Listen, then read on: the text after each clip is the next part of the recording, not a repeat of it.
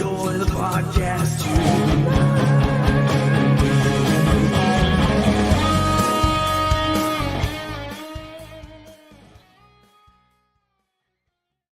What is up? It is that time of the week, TCR Live Tuesday night. I am joined by the amazingly talented and brilliant Jackie. Jackie, how are you? Say hi to the good folks in the audience. I'm doing good. I'm burning up here in Arizona. It's very hot, but you know, we're a week closer to football and you can't be more excited than that. And now we've got our 53-man roster for the time being. And it's 52 right now, even though we always call it the 53, right? Because there's one they had 52 they kept, but we're going to talk about that 53/52 man roster tonight. That's going to be kind of our main topic of discussion. We'll talk about some of the other stuff that's kind of been going on in the media narratives and stuff, right? So we're going to say hey to some of the folks in the chat. We got Classy Nasty with the biceps here early on. Thanks for being here. Hank Hill, woo! That's a nice guitar tone. Yeah, thanks. My good buddy Doug Pack recorded that for me. I played in bands with him. He loves his Les Pauls. I'm assuming he played that on a Les Paul. I have that card Snuggie. Okay. I love this talking card about Snuggie. is that what's on your wall? That's my background. Yeah. Nice. So Hank Hill has it as well. We got Saltiest Gaming. Thanks for being here. Hello, everyone. Appreciate you hanging out with us. Another content creator who's also an Arizona Cardinals fan. We got World Peace. Aha, much love. Go Birds. Good to have you back for the season. We got Rhomboid Bubble. Thanks for being with us. Waving high. We got Grandizer doing what Grandizer does, which is holding down the chat, doing a great service to content creators all across the NFL. Thank you for being here, hanging out with us. We got Michael Evans. Blau was a surprise. We'll talk about that. I was a little surprised as well by that. Jay Green, let's go. Thank you for being here, hanging out with us. Cruz Espuro, thank you for being here. What's up, Joe? Appreciate you. Channel member and one of the few folks out there who has a TCR t-shirt that he's got. I hope you're doing well, my friend. Jordan P. Bailey Zappi for quarterback 3. You know, the Patriots cut him, and you know, a lot of people wonder if maybe that's the guy that someone's going to pick up. Maybe the Cardinals go after him. We'll see. We can talk about that some more. Paul, thanks for being here. A long time Cardinals fan.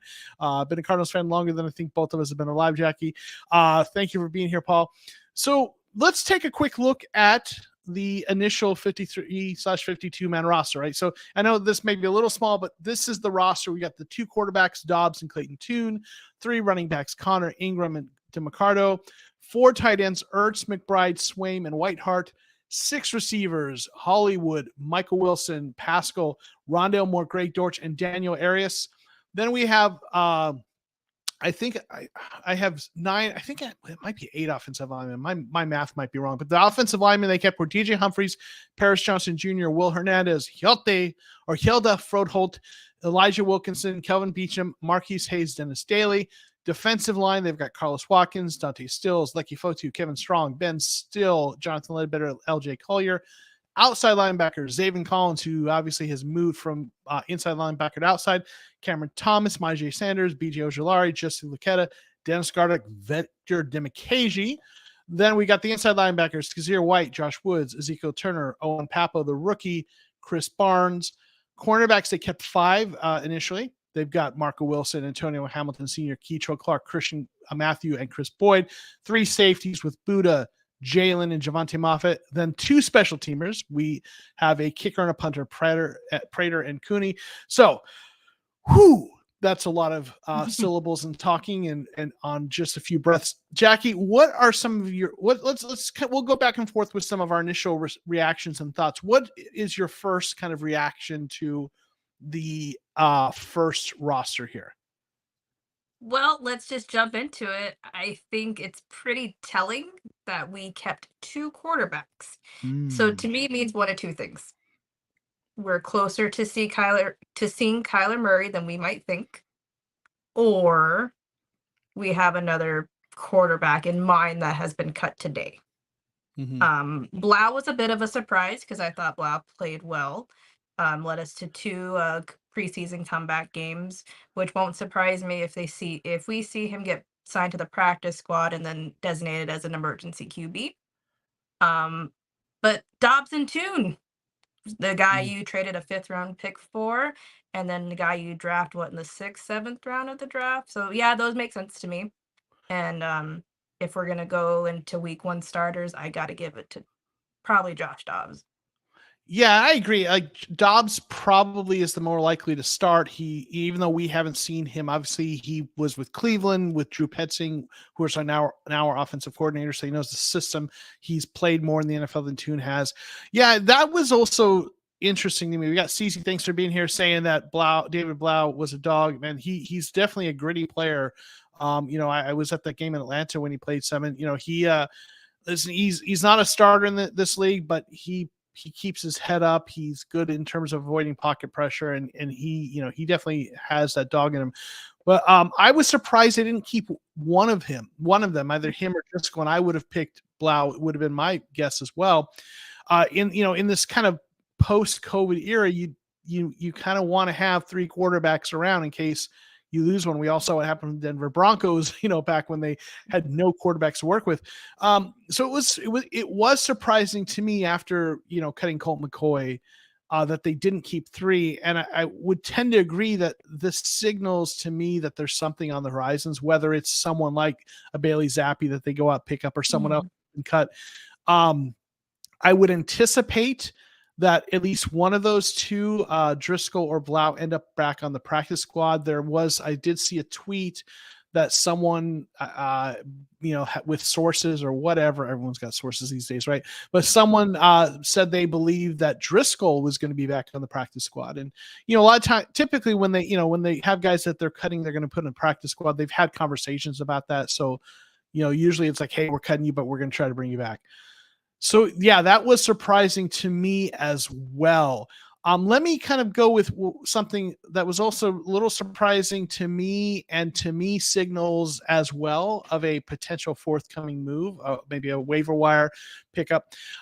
It didn't surprise me they went with 3 running backs, but the 3 that they went with did surprise me. James Conner obviously was not a shock. Keontae Ingram, I would expect. DeMarcado, they gave him a lot of looks, and he looked good at points. So it's not that I didn't like him, but I thought it would be Corey Clement, the guy with more experience. Corey Clement looked, yeah, you thought so too. Yeah. And I think the fact that they've kept these 3, to me, signals that I think they might look at a running back on the waiver wire, and then DeMarcado might be a guy they might, at that point, after they've picked up someone else, they might try to get DeMarcado on their practice squad. But to me, that was a little surprising. Again, not that DeMarcado wasn't good; he looked good, but I thought maybe it would be Clement. So we'll see. Do you have any thoughts on that? And then also, what was your next kind of observation? Yeah, so I thought it would have been Clement as well.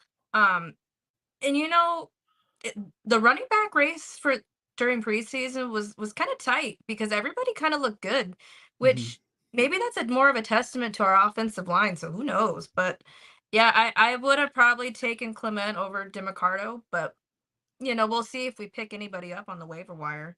Yeah, for sure. But the so next real quick, one, let me just Paul G saying TCR, they kept them for upside. Clement, they know what they had. And yeah, and I think that's probably the rationale, right? That they're going with the younger upside players. So I think you're right, Paul. That's why I still thought they were gonna go Clement, but yeah, clearly they went for the younger guy with more upside. Sorry, Jackie, what was your next observation? I'm really surprised that we've kept 3 safeties. Obviously, we're gonna keep Buddha. Obviously, we're gonna keep Jalen, and then we have forgive me if I pronounce this wrong, Javonte Moffett, I would think. Moffett. Yeah. So I'm a little concerned with the depth there. I know Thompson has been banged up in the past. Buddha was a little banged up in the past. So I would imagine that's probably their waiver wire target as well as another safety. Yeah, and AZ Esports, thanks for being here. Says Moffitt still making impressive. So you also referenced defensive lineman still, but yeah, Moffitt making it impressive.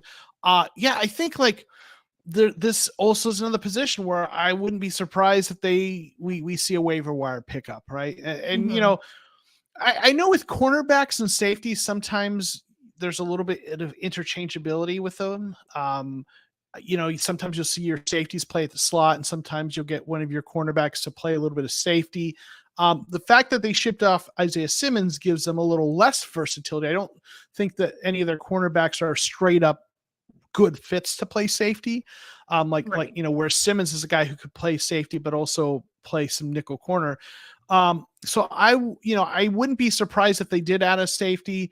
Usually I think what you do see in teams is between safety and cornerback all together, they keep 8 people often 8 players, maybe 9. So I think we might, see them lose a cornerback and add a safety. There's a chance so that they keep the cornerbacks they haven't added safety. But yeah, I wouldn't be shocked if we see a waiver wire pickup from safety for sure. One of the other things that I thought was kind of interesting was that they kept 6 wide receivers. I even tweeted out about that earlier, that I thought they were going to keep 5 receivers and 4 tight ends. They ended up keeping 6. So, I was wrong about that. Daniel Arias was the 6th receiver that they kept. Obviously the first 5 were pretty well locked in, right? We all knew who those first 5 were. I think some people thought it was going to be Vichelia as that 6th. If they did keep one, ended up being Daniel Arias. So it shows them some nice things, kind of a bigger receiver. So, but it was interesting to me that they kept that 6th receiver. It wasn't surprising that they went with 4 tight ends, though I was a little surprised.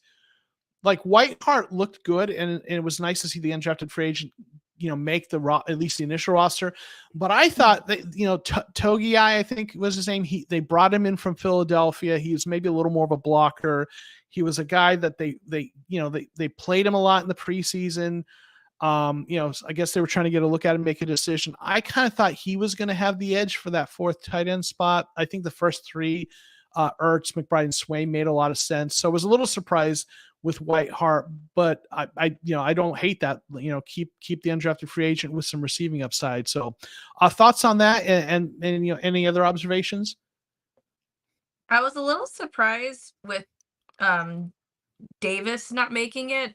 He had a monster game against the Vikings, so that was a big surprise to me. And he is a bigger body guy. And then our wide receiver room outside of Zach Pascal and I want to say maybe Daniel Arias. I don't know how tall he is, I'm sorry, Michael Wilson's, I know, over 6 foot, but everybody else is under 6 foot. So yeah, we need some big body receivers, that's for sure. And then, tight end was kind of give or take. I did like what I saw from Togi as well, but it is what it is. Yeah, for sure. Paul's saying my concern is the inside linebackers too small, not that fast. Yeah, I think they're a little smallish. I don't.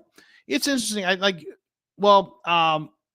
would say actually though, Papo is very fast. He's just not really ready to play. I think he's going to be doing special teams. But White, I like Kaiser White, but I'm a little the second inside linebacker. I'm a little like Josh Woods, Chris Barnes, probably. I don't love that, but we'll see. Maybe they'll be better than I thought. So that one, the inside linebackers, I will say that the move of Zaven to edge is kind of just one I'm still kind of scratching my head about. I mean, they know what they're doing. I guess they don't like a big inside linebacker like that. Maybe that's why.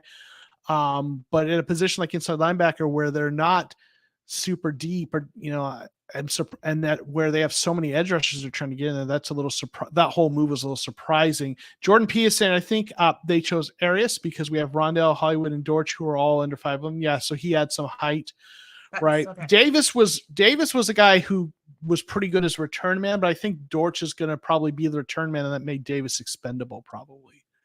Okay, that makes sense then.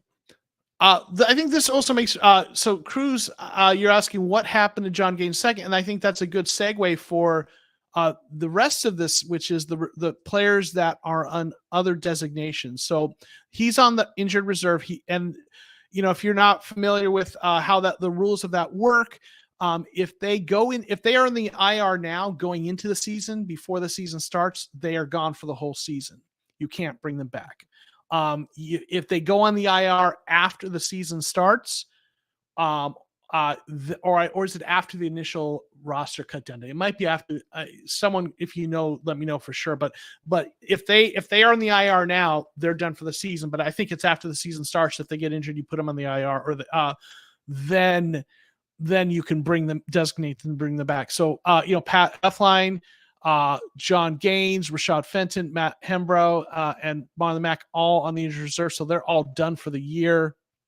Obviously, we talked about this. Kyler's on the PUP list, physically unable to perform.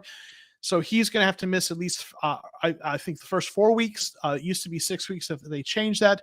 So we know he's going to be out for a while. And then Garrett Williams is on the non-football injury list. I'm not sure what the rules are in terms of returning from that, the timeline, but he's going to start there. So he's still part of the team, just he's not able to play right now. Jordan P saying, yes, if you do it after the season starts, it's not a permanent IR, right? So let's see, David Sauer, thank you for being here. My question is, why do we still have Marlon Mack when he's out for the year within weeks on the team? Well, he's on the injured reserve, so he's, so when a player gets injured, there's this, I don't know all the various details of the rules, but there are certain rules about when a player's injured, how you have to deal with that. Like my understanding is you can't just just cut a player straight up because of an injury.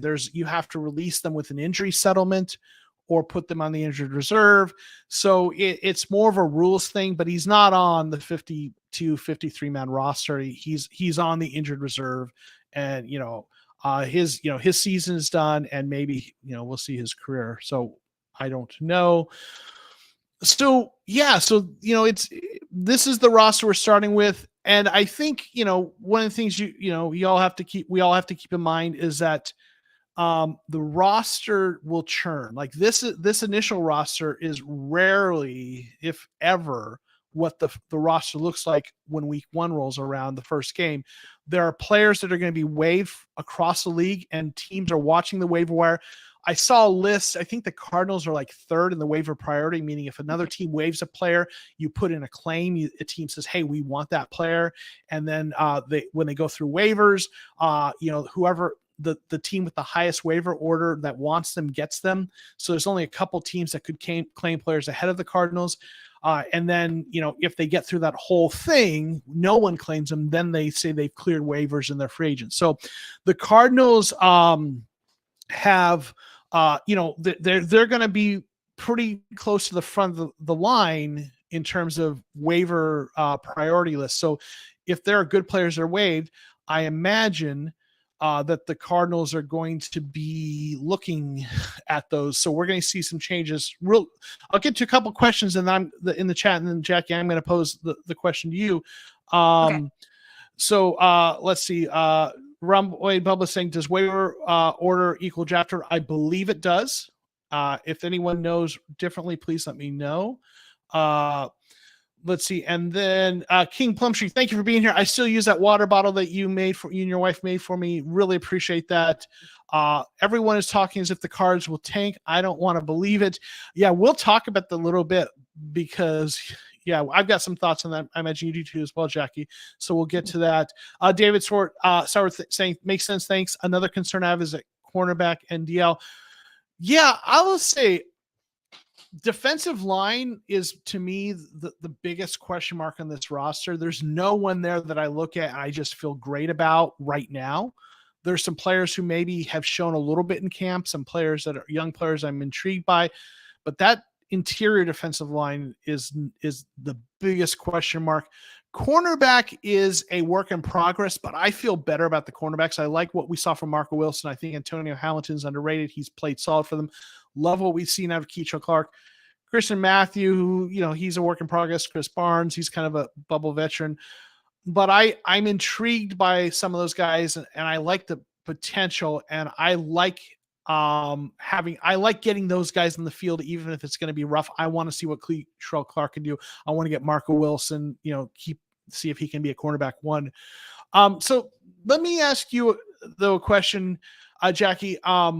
What are some of the positions that you think we're going to see in terms of Cardinals going at? I know we've talked about a few of them, but where do you think they're going to target in terms of waiver wire pickups? And Bite Size Gaming, thank you for being here. And I don't know if you already talked about this. Do you think a waiver wire halfback pickup? So, and I think so. And maybe that's a good place to start. But Jackie, as you look at this roster, what are some of the positions you think they're going to look for pickups? I've got to say priority number one to me, if I'm a GM, is going to be that defensive line. Because no one really has impressed thus far. I mean, LJ Collier, not that he's like a superstar, but that was kind of a pleasant surprise to me. And a lot of people were really kind of shocked that we cut Rashard Lawrence, but he hasn't played that well given our new scheme. So we'll see what we do with that. And then probably I would say inside linebacker, corner I'm okay with, and then safety I would like to see a little more depth at. And then we cut our long snapper. That was a shock to me. Yeah. They did that last year as well. They did that, and then they signed him back pretty quickly because the idea being, hey, they kind of told him, we're going to cut you so that we can move, like sign players and have some room to kind of maneuver with the waiver wire and everything. And then we'll sort some things out. And then they sign him before the game, starts, before the first game of the season. So I don't know if they'll bring him back or someone else, because it is interesting that they released him, but they also have only 52 players on the roster. So you think they could have kept him, but I suspect that, the move to release their long snapper primarily, I think, was about just having room for, and then with the idea that they'll bring one back. I have a feeling it will be him that comes back. And it's just, he's not going to go sign somewhere else. I imagine they have kind of an understanding. Hey, he wants to be here. He'll be back. So yeah. And I think you're right, man. Defensive line, Collier has looked decent in camp, and that's a nice story if he can turn it around. I was also a little surprised, but not shocked that Rashard Lawrence was cut. He hadn't played well in the preseason. He was one of their best defensive linemen over the last couple of years, at least as a run stopper, but the injuries didn't seem to fit this system. I think a lot of people are probably surprised that they kept Lecky Fotu, but didn't keep Rashard Lawrence, because Lecky Fotu has not played well as a Cardinal, but he did seem to, have a better, camp and preseason this year.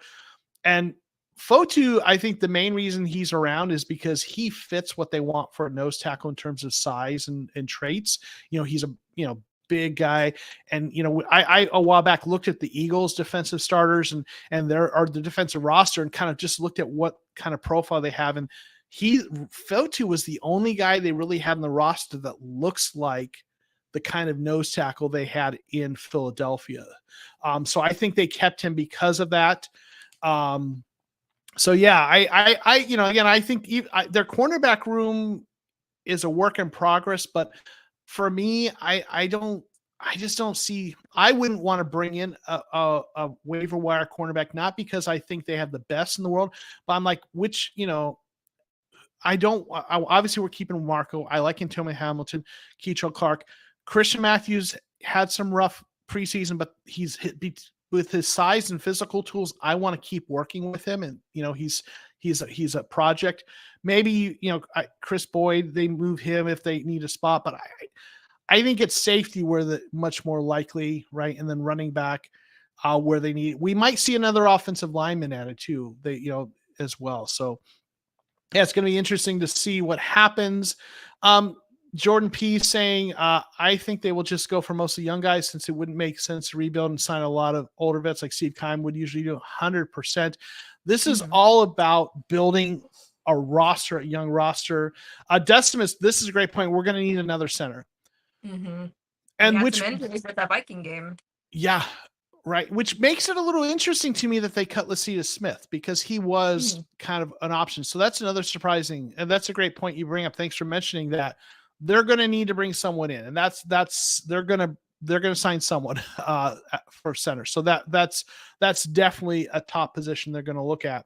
But kind of on this idea of going, with the younger players, and the whole so-called tanking thing. This has been in the big thing in the national media, and everyone's favorite, kind of guy, from Pro Football Talk, right? Mike Florio's at it again. Whatever it was that someone in the Cardinals organization did to hurt his feelings, he's still hating on the Cardinals, and he's at it again. With this ridiculous kind of article that he posted. I didn't even read it. I just saw the headline basically saying the Cardinals are maybe going to be firing their coach again this year. Is Gannon going to be a one and done? And he's just talking about them tanking. And I want to kind of put this topic out there because I certainly have some thoughts. But everyone's been talking about in the media, Florio is a lunatic, right? This whole idea of are the Cardinals tanking, right? And a lot of people say they are. I have obviously some different thoughts, but what are your thoughts on that whole question and topic, Jackie? I'm kind of sick of the topic, to be honest, because I feel like every news outlet right now is just the Cardinals are tanking. The Cardinals are tanking. And to me, it's low-hanging fruit that they can kind of run with because, of course, they have to talk about all 32 teams. And then when you get down to the Cardinals, it's like, what are they doing? They got, quarterbacks out. Quarterback one's out. New GM, new coach.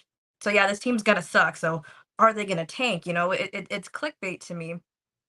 But, players don't tank. First-time GM and head coach are probably going to want to win some games.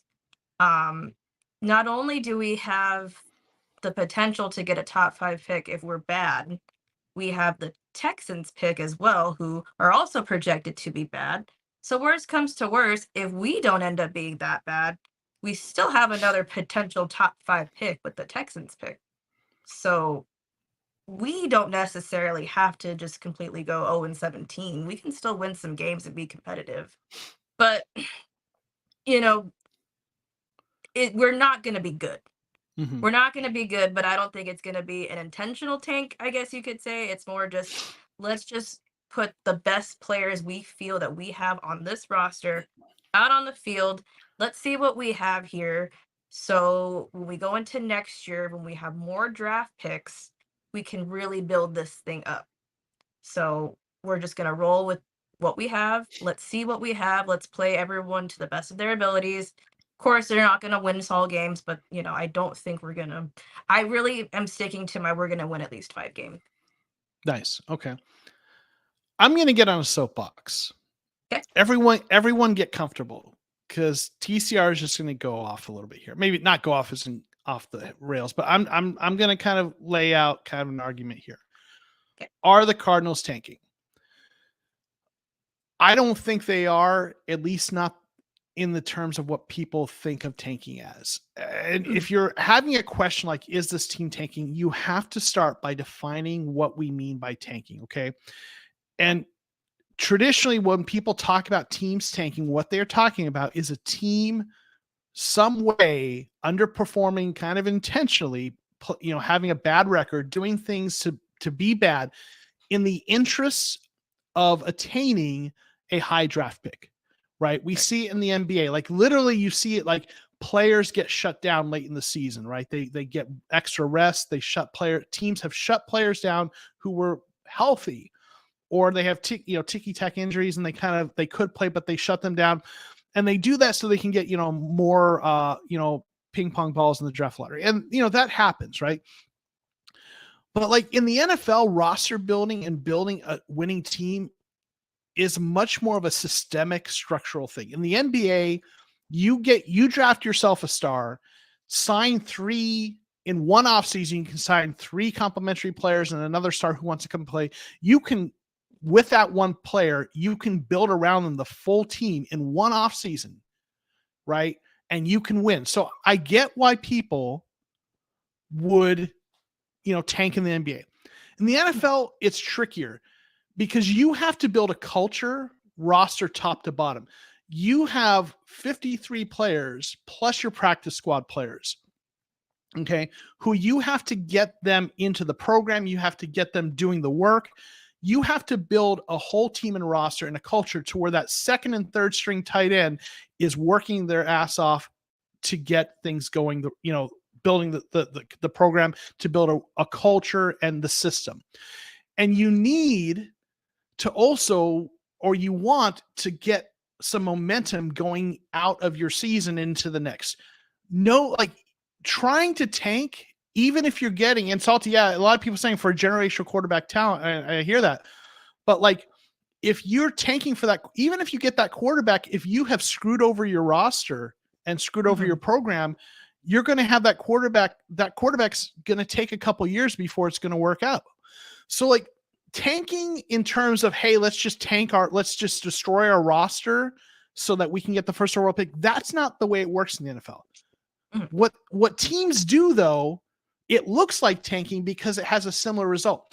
What you're doing and what the Cardinals are doing and what teams that rebuild like this do is they start out year one and they look at the roster and they say, we have to reset this roster. We, in a salary cap league, we have to get these aging veterans off the roster. We need to get those big contracts off the roster, and we need to reset this roster and build it through the draft because of those rookie contracts that are cost controlled, right? So your first year of a rebuild, you are tearing it down sometimes to the studs, right? And by studs, I don't mean good players, right? You're tearing it down to the foundation, and you're getting rid of those players, and you're trying to draft young players who you want to play quickly so that they can get that experience so that a year or two down the road, right, they are good. When your team is ready to compete, you want those guys you drafted to be good.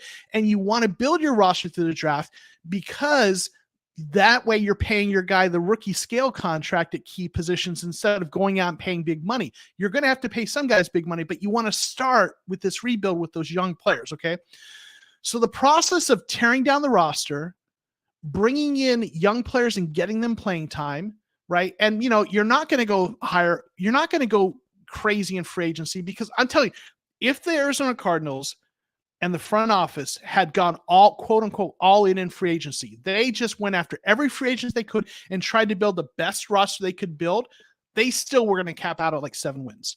Like there was not the kind of talent available in free agency that wasn't going to be overspent. Like you overspend in free agencies. Like if they went all in, they still weren't going to be good.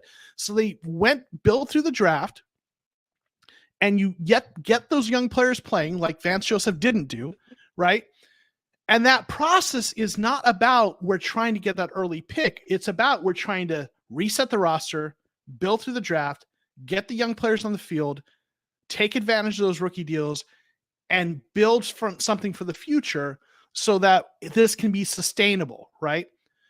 In the process of doing that, you're going to lose a lot of games. But you're not doing that for the purposes of the high draft pick. You're doing it for the roster building process. And I'll tell you, you want to end on a high note. Like, a team in this kind of rebuild, if they could go in, if you told them, hey, okay, you can end your season on a high note, win 3 out of 5 games, but you're going to end up getting the 2nd or 3rd overall pick instead of the 1st, but you're going to have momentum going into next year. Teams are going to take that.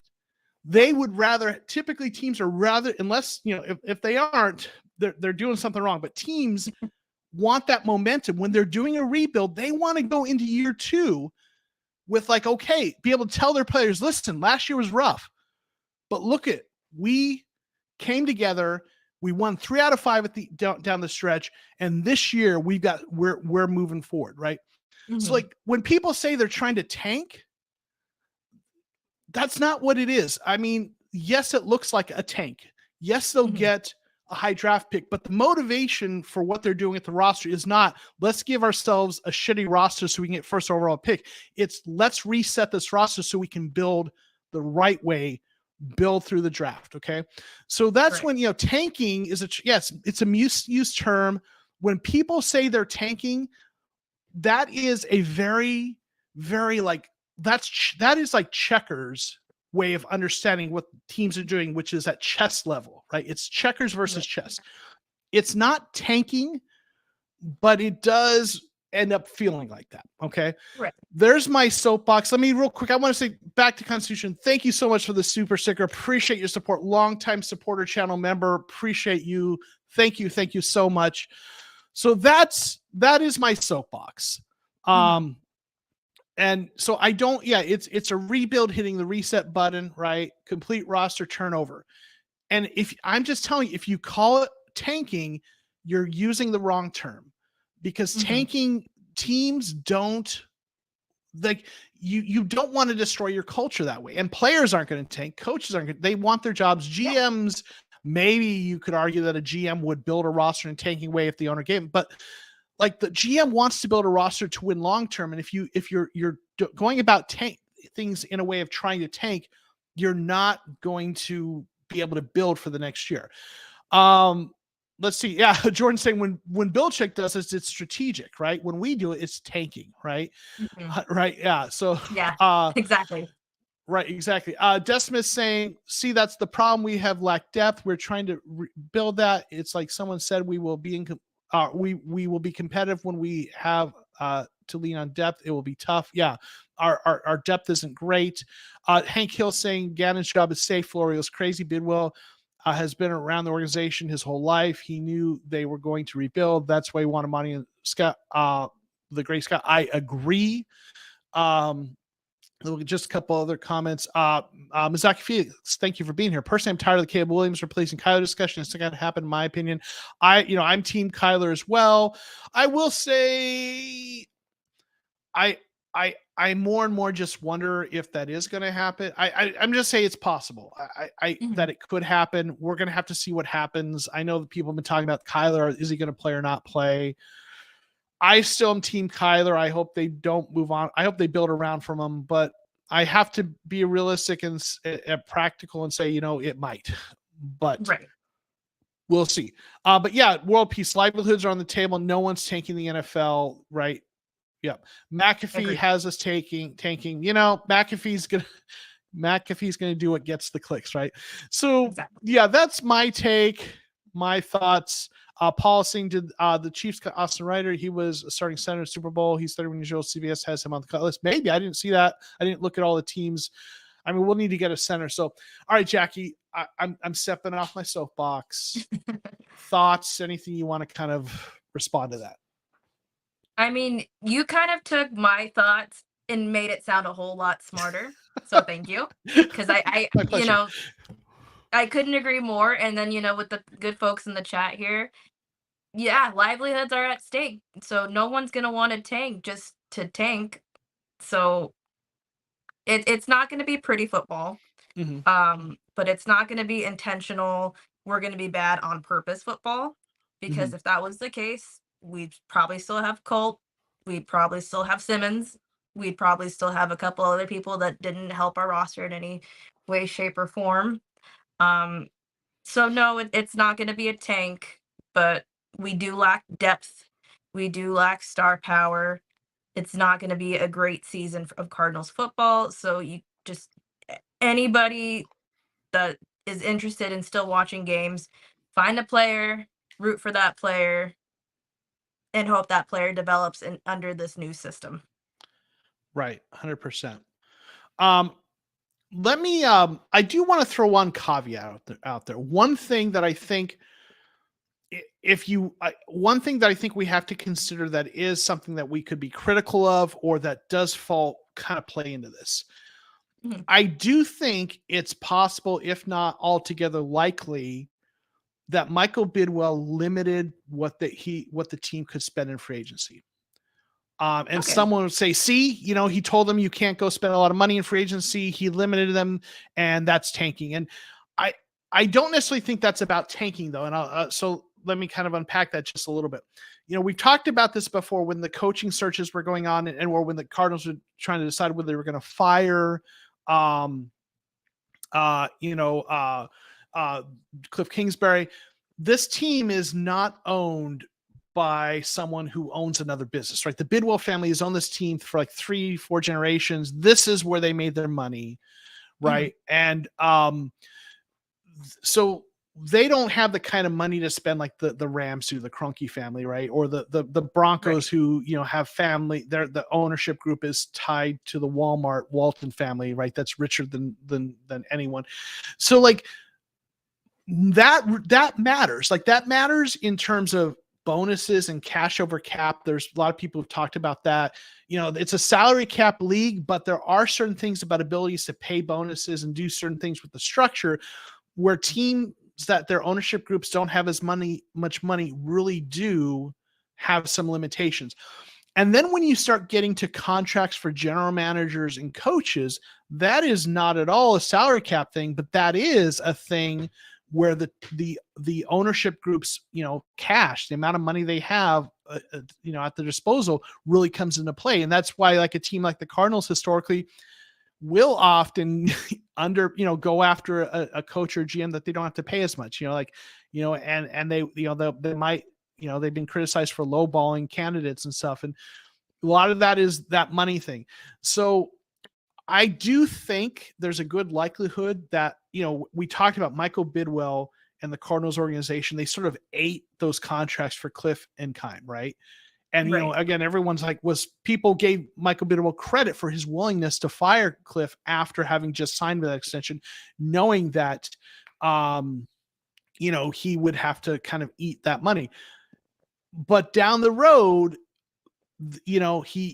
I had this feeling that was going to come back, right there. It was going to be time to pay the piper.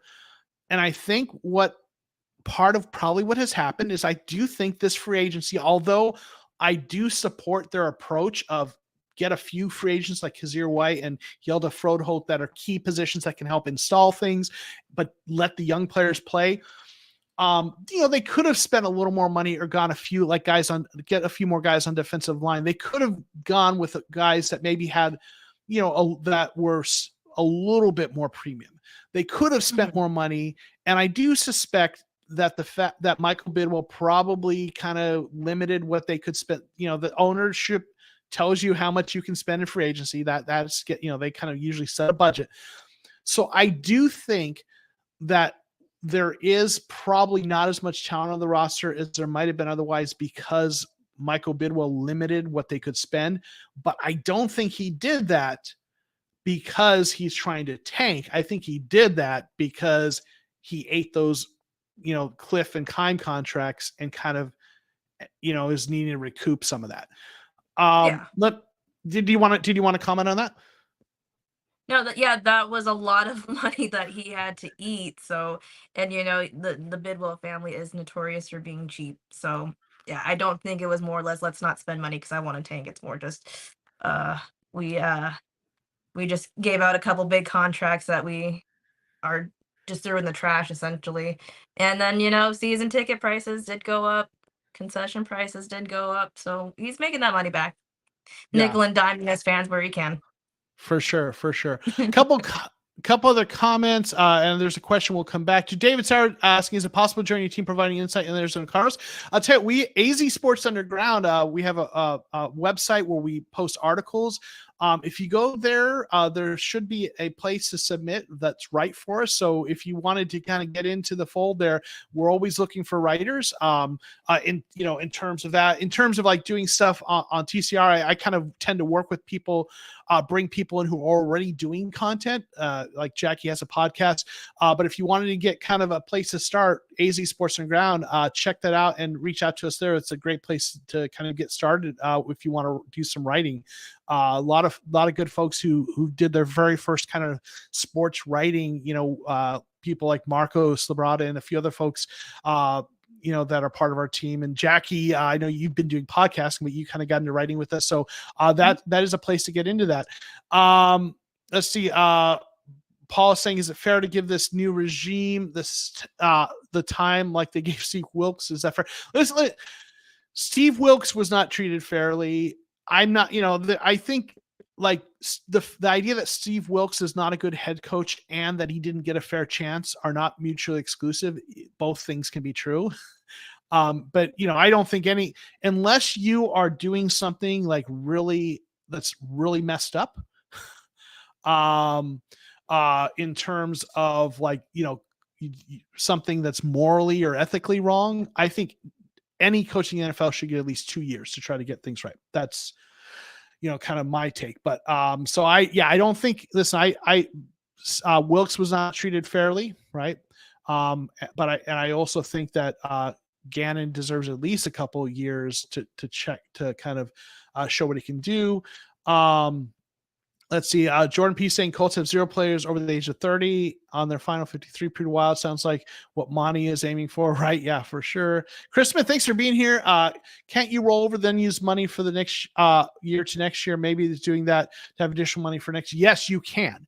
And I think that's probably part of it as well. Like if we know this is year one, we're not going to win. Let's roll some of that cap over, use it to kind of absorb some of that Kyler contract hit and bring in some free agency. So 100% you can do that. Yeah, back to Constitution. You have to type in exactly like that, AZ Sports Underground, or then he corrected. Yeah, AZ Sports, yeah, is together than Underground. Thank you for pointing that out. Tim is going to be, Tim C, thanks for being here. I'll be in AZ at the stadium tomorrow. I'll see him in Metallica. I'm so jealous, right? Aloha, great show so far. I'm excited about the season. Rebuilding can be fun if done right. Looks like we're doing it right. Tanking week. Thank you.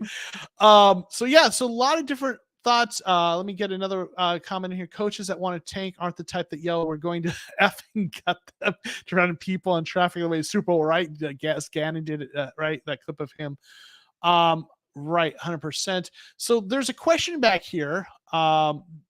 Jordan P.S. I do want to know what you guys think we could get for Kyler if we did trade K1. Realistic, I think we would get a second round and a fourth, and we would take on some of the contract.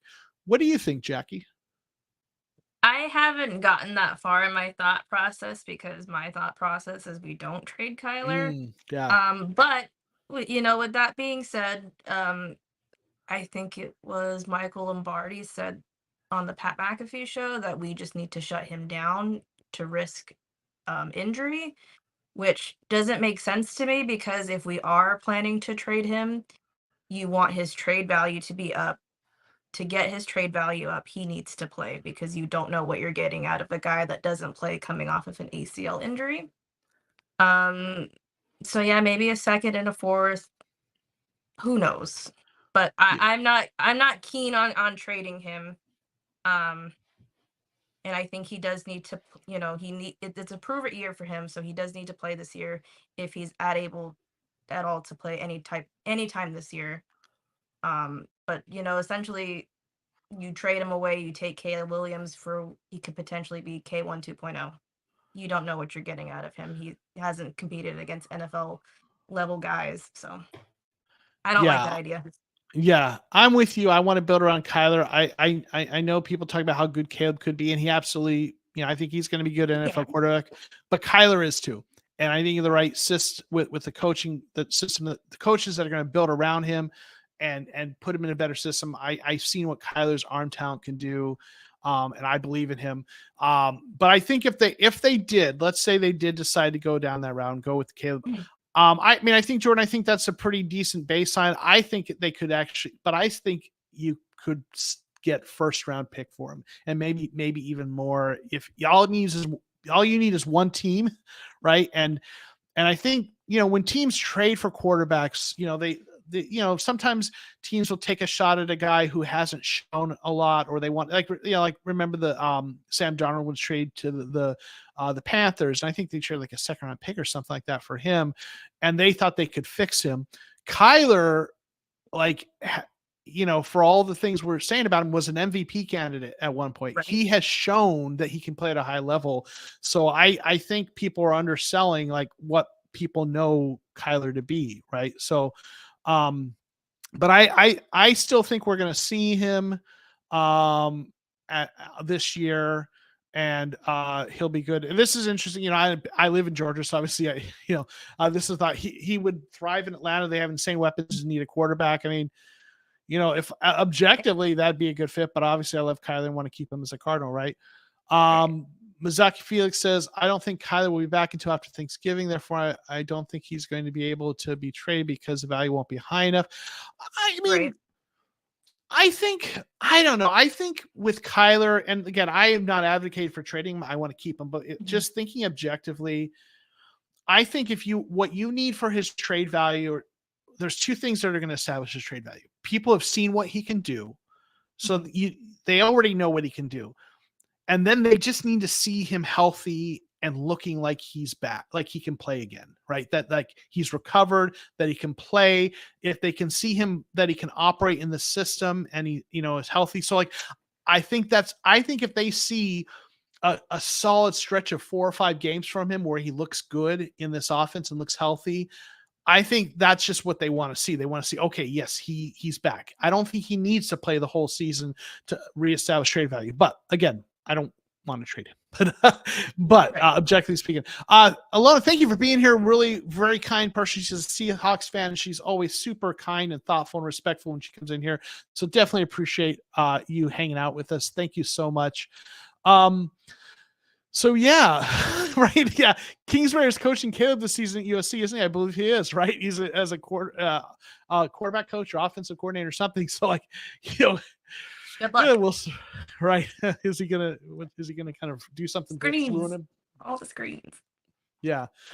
So we're at the 50-minute mark.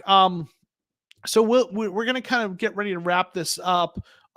So if y'all in the chat, just if you have your number one takeaway from the initial roster, the cuts and the people, get those in the chat. I'll get some of those comments. Your one main takeaway, and then Jackie and I will also get out our takeaways out of here. And we'll get out of here. So I know I see some other topics come in the chat. Sorry, I'm not going to be able to get to all those tonight.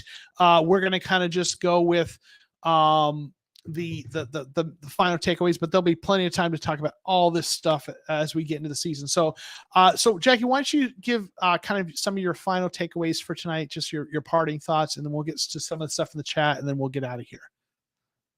I guess, well, we're still kind of on the topic of Kyler and a quarterback.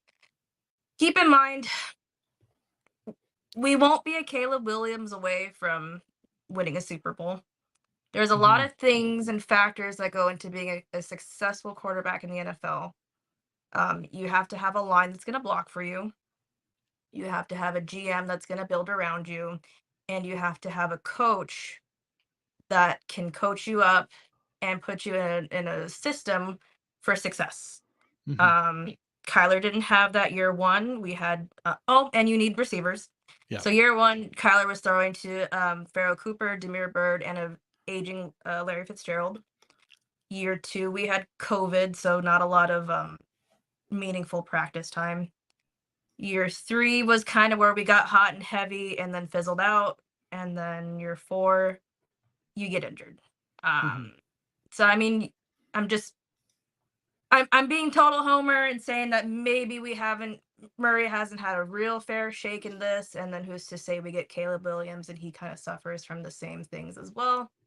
So, I mean, it's not as easy as let's tank and get a quarterback and all will be right in the world. We still have a roster to build, and we got to build it around somebody. Right. For sure.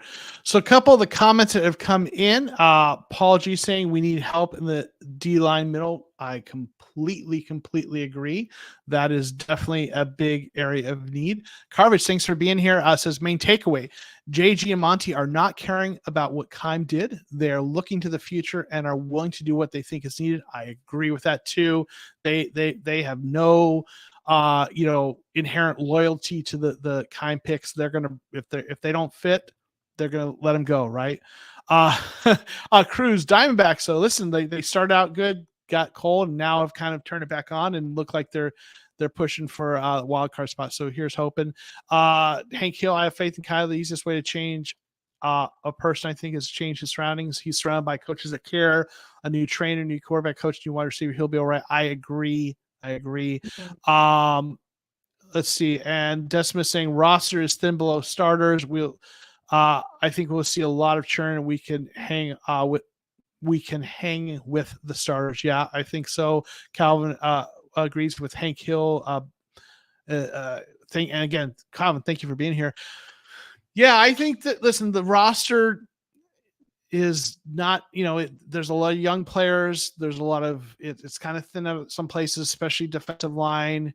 There's a lot of work to be done, but this is year one of the rebuild, and man, there's some players where the young players are going to play, right?